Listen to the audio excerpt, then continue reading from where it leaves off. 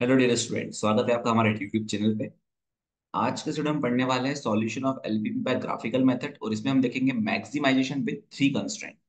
तो जो हमारा प्रीवियस वीडियो था जिसमें मैंने आपको ग्राफिकल मेथड के बेसिक कंसेप्ट बताए थे उसको आप जरूर देखिए, जिससे कि आपको ये वीडियो समझने में काफी हेल्प मिलेगी। तो ये स्टार्ट करते हैं। स्टार्ट करने के पहले अगर आपने हमारा चैनल सब्सक्राइब नहीं किया है तो चैनल को जरूर सब्सक्राइब कर लीजिए, जिससे आपको आगे आने वाले वीडियो के नोटिफिकेशन मिलते रहेंगे। तो चैनल का नाम है गौरव मांजरेकर और अगर आप इस पे आए हैं पहले भी और आपने वीडियो देखे हैं तो आशा करता हूँ आपको वीडियो पसंद आए होंगे। तो चैनल को सब्सक्राइब करना ना भूले, नोटिफिकेशन प्रेस जरूर करिए। और यस, तो हम स्टार्ट करते हैं solution of LPP by graphical method. तो हमें एक क्वेश्चन दिया हुआ मैक्सिमाइजेशन टाइप का कि maximize z equals to 2x1 plus 5x2 subject to the constraint. तो कंस्ट्रेंट आपको दिया है x1 plus 4x2 less than equals 24, 3x1 plus x2 less than equals 21, x1 plus x2 less than equals to 9 और non negative restriction देके रखा है। सबसे पहली स्टेप क्या रहती है, मैंने आपको बताया था कि सबसे पहली स्टेप क्या रहती है कि हमें जो कंस्टेंट है उसको इक्वेशन के फॉर्म में लिखना है ना। तो जो फर्स्ट लाइन की इक्वेशन बनेगी जब मैं कंस्टेंट को इक्वेशन के फॉर्म में लिखूंगा, तो फर्स्ट लाइन की इक्वेशन क्या बनेगी यहाँ पे x1 plus 4x2 equals to 24। ठीक है। फिर मैंने आपको बताया था कि यहाँ से आपको क्या करना रहेगा, यहाँ से आपको x1 x2 के पॉइंट्स निकालने रहेंगे। ठीक है। यहाँ से आपको x1 x2 के पॉइंट्स निकालने रहेंगे, x1 x2। तो वो कैसे निकालेंगे, तो उसके लिए मैंने आपको बताया था कि जैसे फॉर एग्जांपल की जो हमारी x2 एक्सिस रहती है, x1 एक्सिस रहती है और ये x2 एक्सिस रहती है। तो x1 एक्सिस पे x2 कितना हो जाता है, 0। तो हम लोग क्या करेंगे यहाँ पे x, ये जो लाइन की इक्वेशन है ये x1 एक्सिस को कहाँ कट करेगी, ये पता करने के लिए हम क्या करेंगे, x2 की जगह 0 रख देंगे इस लाइन की इक्वेशन। तो अगर मैंने यहाँ पे x2 की जगह 0 रखा तो 4 इंटू 0 0 हो जाएगा। तो x1 कितना बचेगा यहाँ पे, सीधे 24 आ जाएगा। राइट। सिमिलरली अब x2 एक्सिस पे x1 कितना होता है, 0 होता है। तो x2 एक्सिस पे अगर x1 0 रहेगा तो हम क्या करेंगे, मुझे ये पता करना है कि ये लाइन की इक्वेशन x2 एक्सिस पे कहाँ कट करेगी। तो हम लोग क्या करेंगे, x1 की जगह 0 रख देंगे। तो x1 अगर मैंने 0 रखा तो मेरे पास क्या बचेगा यहाँ पे, 4x2 इक्वल्स टू 24। तो x2 कितना जाएगा, 24/4 दैट इज 6। तो x2 यहाँ पे हमारा 6 आ जाएगा। ठीक है। अब ध्यान, आपको क्या करना है, ये जो पॉइंट्स है इन पॉइंट्स को हमें ग्राफ पे प्लॉट करना है। बट प्लॉट करने के पहले मुझे बाकी सारे जो कंस्ट्रेंट्स है उसके पॉइंट भी निकालने रहेंगे। तो पहले पॉइंट में लिख रहा हूँ 24,0 एंड ये आ जाएगा 0,6। ठीक है। एक चीज और ध्यान रखना है कि ये जो पॉइंट है 24,0 ये कहाँ प्लॉट होगा, ये होगा x1 एक्सिस पे। और 0,6 कहाँ पे प्लॉट होगा, ये होगा x2 एक्सिस। क्योंकि x1 एक्सिस पे x2 0 रहता है, x2 एक्सिस पे x1 0 रहता है। अब ऐसे ही अपन क्या करेंगे, सिमिलरली हम लोग क्या करेंगे, जो सेकंड कंस्ट्रेंट है उसकी एक लाइन बनाएंगे। तो यहाँ पे सेकंड लाइन की इक्वेशन आएगी। ठीक है। ये हो जाएगी हमारी सेकंड लाइन, ये हो गई फर्स्ट कंस्ट्रेंट और ये हो जाएगा थर्ड कंस्ट्रेंट। अब जो सेकंड लाइन की इक्वेशन है वो कैसे बनेगी, देखो यहाँ पे ये लिखा है यहाँ पे 3x1 plus x2 equals to कितना हो जाएगा, ये 21 हो जाएगा। अब सेम तरीके से जैसे हमने पहले पॉइंट निकाले उसी तरीके से हम यहाँ करेंगे, सेकंड लाइन के पॉइंट भी फाइंड आउट करेंगे। देखिए पॉइंट फाइंड आउट करना है, बहुत ही सिंपल कंसेप्ट है। x1 x2 लिखा हम लोगों ने। अब भैया x1 एक्सिस पे x2 हो जाएगा 0। तो x2 की जगह मैंने 0 रख दिया तो मुझे क्या मिलेगा, 3x1 इक्वल्स टू 21। तो 3 डिवाइड हो जाएगा, सॉरी 21 डिवाइड हो जाएगा 3 से। तो x1 कितना बचेगा यहाँ पे, 7 बचेगा। वैसे ही अगर मुझे इस लाइन को पता करना है कि ये x2 एक्सिस पे कहाँ कट करेगी तो अपन ने x1 की जगह 0 रख देंगे। तो 3 इंटू 0 0 हो गया। तो x2 कितना आ जाएगा, 21 आ जाएंगे। तो हमारे जो प्लॉटिंग पॉइंट है वो कितने आएंगे, 7,0 एंड 0,21। ठीक है, हमारे प्लॉटिंग पॉइंट आ जाएंगे। वही लॉजिक याद रखना है, ये जो पहला पॉइंट है 7,0 वो कहाँ पे प्लॉट होगा, वो होगा x1 एक्सिस पे। और 0,21 कहाँ पे प्लॉट होगा, वो होगा x2 एक्सिस पे। ठीक है। अब ऐसे अपन निकालेंगे थर्ड कंस्ट्रेंट के पॉइंट। तो जो हमारी थर्ड लाइन है उसके हम पॉइंट फाइंड आउट कर लेते हैं। तो अब तो बहुत इजी तरीके से आप फाइंड आउट कर सकते हो point, x1 plus x2 equals to 9 है। तो यहाँ पे अपन जब पॉइंट फाइंड आउट करेंगे तो देखिए यहाँ पे क्या करना है, सेम लॉजिक से ये हमने लिख दिया x1 x2, x2 को मैंने 0 रखा। तो x2 अगर 0 रहेगा तो x1 आएगा 9। और x1 को 0 रखा तो x2 कितना आएगा 9। तो हमारे प्लॉटिंग पॉइंट क्या आ जाएंगे यहाँ पे, 9,0 और एक और पॉइंट क्या जाएगा यहाँ पे 0,9। ठीक है, ये हमारे प्लॉटिंग पॉइंट आ गए। अब हम लोग क्या करेंगे, इन पॉइंट्स को ग्राफ पे प्लॉट करेंगे। तो हम अगले इस पे ग्राफ बनाएंगे। देखिए ग्राफ बनाना है तो सबसे पहले हम लोग क्या करते हैं, यहाँ पे ये ग्राफ बना लेते हैं यहाँ पे। तो थोड़ा सा,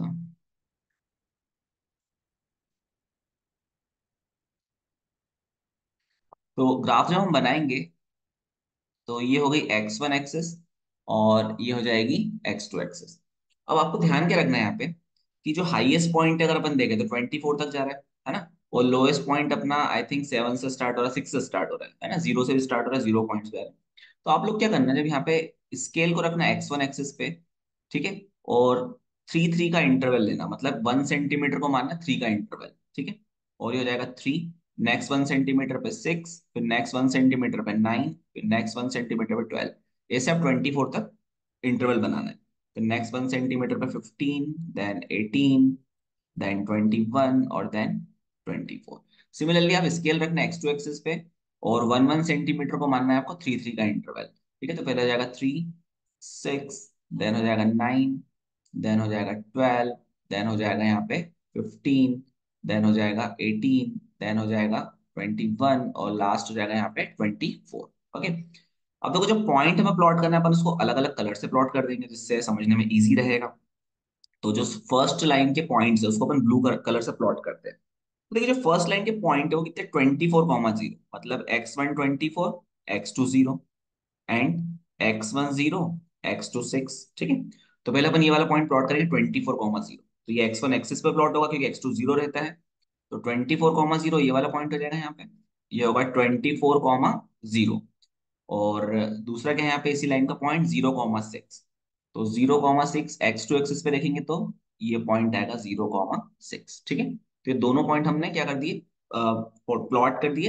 अब इन दोनों पॉइंट को हम क्या करेंगे, स्ट्रेट लाइन से ज्वाइन कर देंगे। ठीक है, इन दोनों पॉइंट को आप क्या करना है, स्ट्रेट लाइन से ज्वाइन करना है। तो ये हो गया मेरा पहला कंस्ट्रेंट। ठीक है, अब जो पहला कंस्ट्रेंट है वो किस टाइप का है, यहाँ पे देखिए जरा, less than equals to type का है। तो पहले कंस्ट्रेंट का फिजिबल एरिया क्या रहेगा, on and below the line.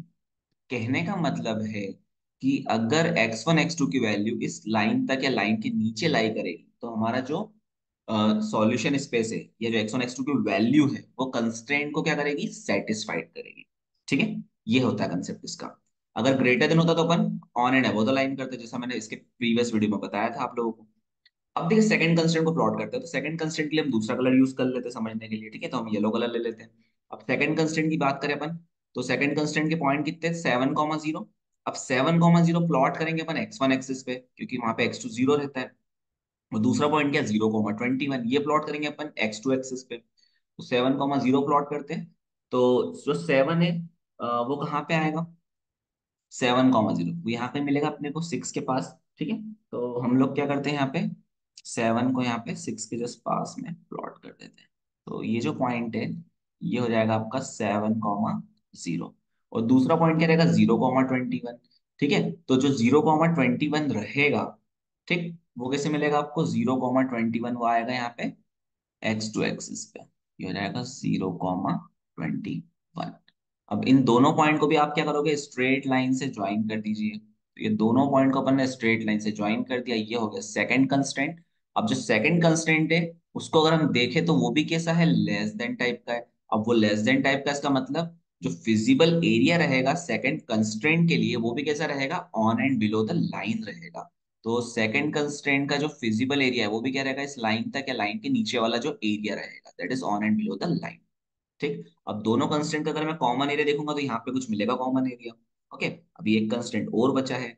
अब जो नेक्स्ट कंस्टेंट है उसके लिए अपन कोई डिफरेंट कलर ले लेते हैं, रेड कलर ले लेते हैं। अब जो नेक्स्ट कंस्टेंट है थर्ड लाइन का, उसके पॉइंट क्या है, 9,0, 0,9। अब 9,0 आप खुद ही बता सकते हो, x1 एक्सिस पे प्लॉट करेंगे तो 9,0 ये पॉइंट मिलेगा अपने को यहाँ पे, ये होगा 9,0।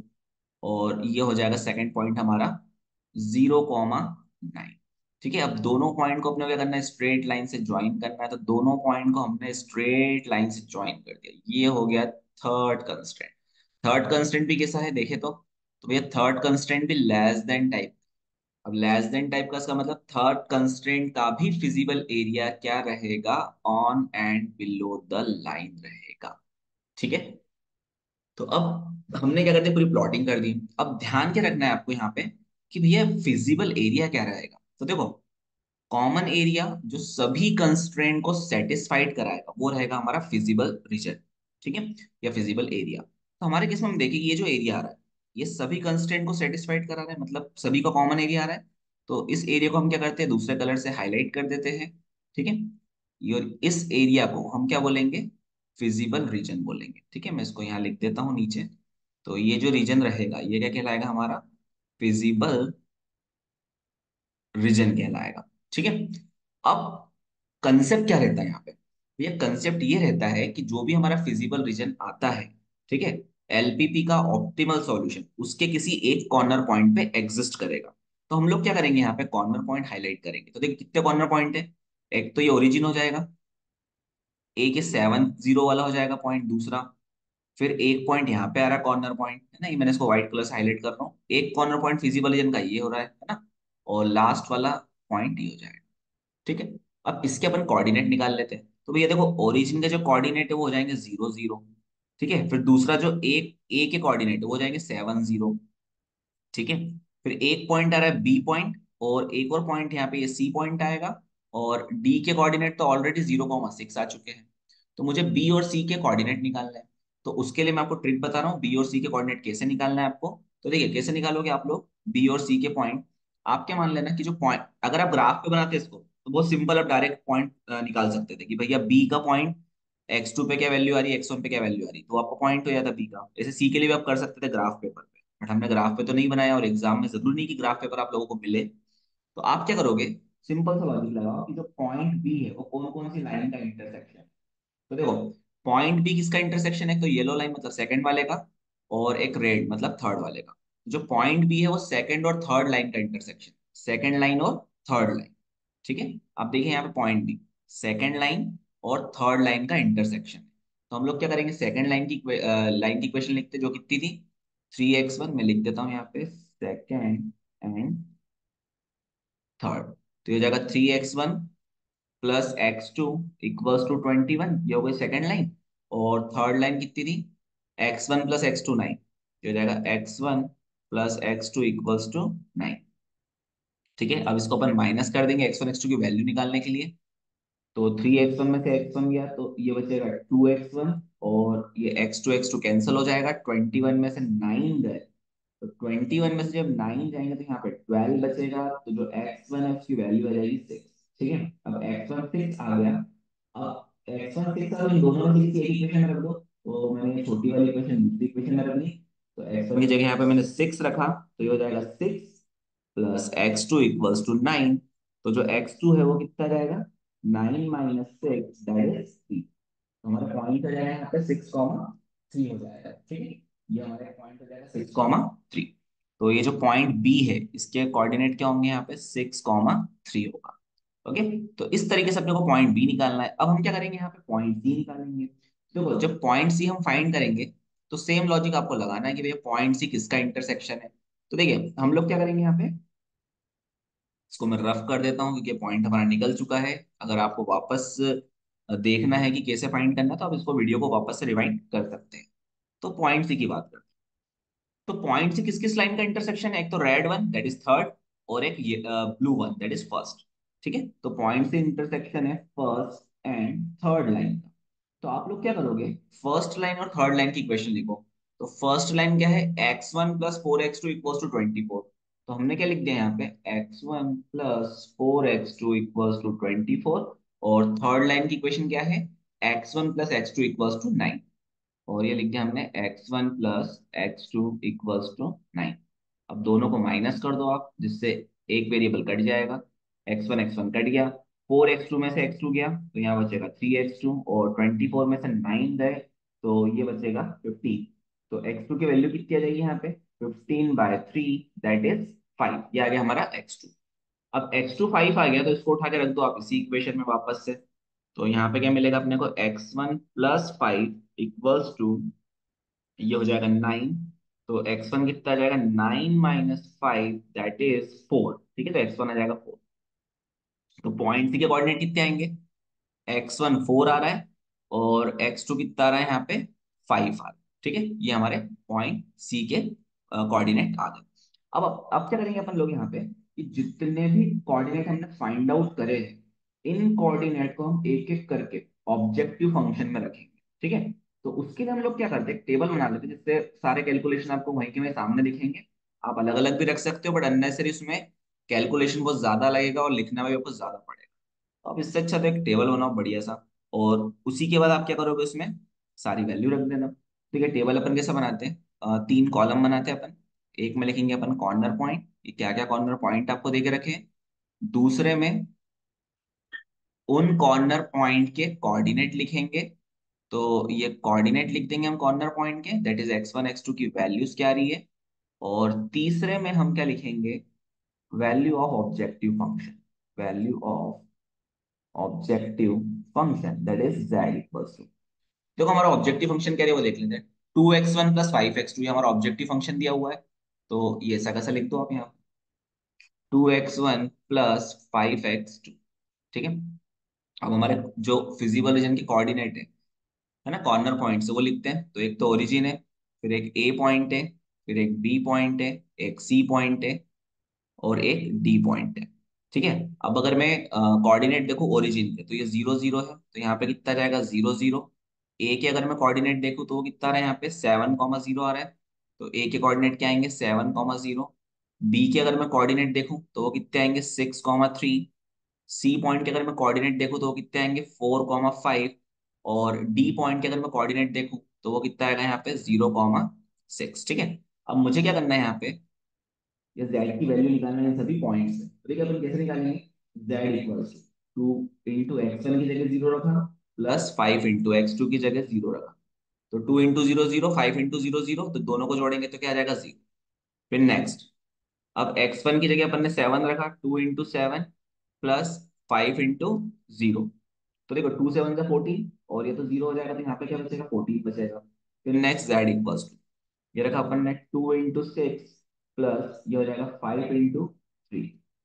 तो देखो कितना होगा, 2 6 12 और 5 6 15, तो 12 और 15 कितना आ जाएगा यहाँ पे, 27। ऐसे नेक्स्ट z इक्वल्स टू, अब क्या करें हम लोगों ने यहाँ पे x1 की जगह 4 रखेंगे, तो हो जाएगा 2 इंटू 4, और x2 की जगह 5, तो ये हो जाएगा 5 इंटू 5। तो 5 5 जा 25, और 2 4 जा 8, तो 25 और 8 ये कितना हो जाएगा यहाँ पे, 33 हो जाएगा। और जैसे नेक्स्ट पॉइंट क्या है, z equals to 2 into 0 plus 5 into 6। ठीक है, तो 2 इंटू 0 0 हो गया, 5 6 जा कितना हो जाएगा, 5 6 जा 30 हो जाएगा। अब देखो सिंपल सा लॉजिक है, सिंपल सा लॉजिक है कि 5 6 यहाँ पे 30 हो गए। अब हम लोग क्या करेंगे, ये जो पॉइंट हमने निकाले हैं, इन पॉइंट से हमें क्या करना रहेगा यहाँ पे, ये देखना है कि हमारा ऑब्जेक्टिव क्या था पहले। तो हमारा ऑब्जेक्टिव क्या था यहाँ पे, मैक्सिमाइज था, है ना। तो अगर मैं देखूं यहाँ पे, तो z की सबसे मैक्सिमम वैल्यू क्या आ रही है, सबसे मैक्सिमम वैल्यू कितनी आ रही है, 33। कौन से पॉइंट पे आ रही है, 4 5 पे, तो z मैक्स आ रहा है 33। ठीक है, तो हमारा जो ऑप्टिमल सॉल्यूशन है वो क्या हो जाएगा, x1 इक्वल्स टू 4, और x2 इक्वल्स टू 5, और z मैक्स कितना रहा है यहाँ पे, 33। तो ये पूरा मिलके हमारा क्या बनेगा यहाँ पे, इसका सॉल्यूशन बन जाएगा एलपीपी का। क्योंकि हमारा ऑब्जेक्टिव क्या था, यहाँ पे मैक्सिमाइज करना था, इसलिए हमने z की क्या देखी यहाँ पे, मैक्सिमम वैल्यू। ठीक है, तो ये पूरा हमारा न्यूमेरिकल था, किसके ऊपर, ग्राफिकल मेथड के सॉल्यूशन के ऊपर। और इसमें हमने देखा maximization with 3 constraint. Graphical method के और भी वीडियो हम अपलोड करेंगे, जिसमें हम डिफरेंट डिफरेंट जो केसेस है वो डिस्कस करेंगे। तो अगर ये वीडियो आपको अच्छा लगे, तो वीडियो को अपने दोस्तों के साथ शेयर करना ना भूलें। और अगर आपको कोई डाउट आए तो आप कमेंट में डाउट पूछ सकते हैं, जिससे कि हमें डाउट को क्लियर करने में हेल्प रहेगा। थैंक यू, मिलते हैं नेक्स्ट वीडियो में, जब तक के लिए बाय बाय।